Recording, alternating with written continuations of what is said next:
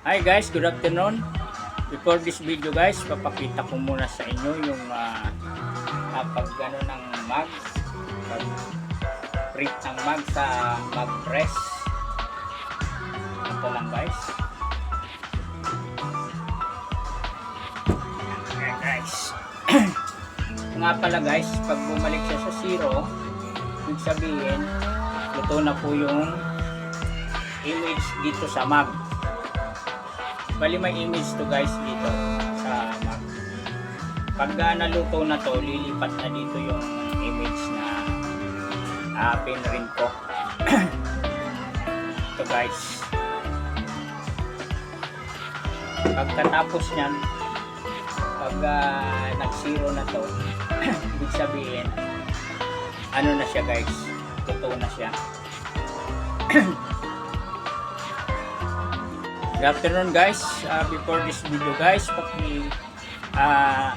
like and share naman ng aking Facebook Reels, Joel Molly. Papakita ko lang po ang kung paano mag print ng mug. Yung itatransfer ko dito yung image. Ito po. Bali, sasalang po natin dito sa sa heat press. Heat press po ito.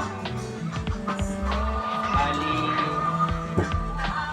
180 po ang niya. Heat resistant po niya. Yan po.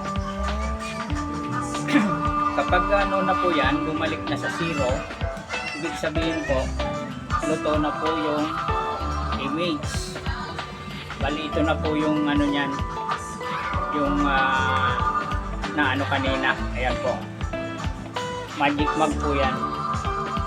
Kapag malamig na po yan, babalik po yan sa black. Dito kulay ganito, babalik po yan sa itim. Pag abang mainit pa, ito po yung image niya. Ayan po.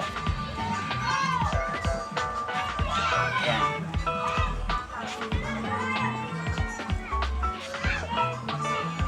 Okay guys, thank you, bye bye, thank you for watching.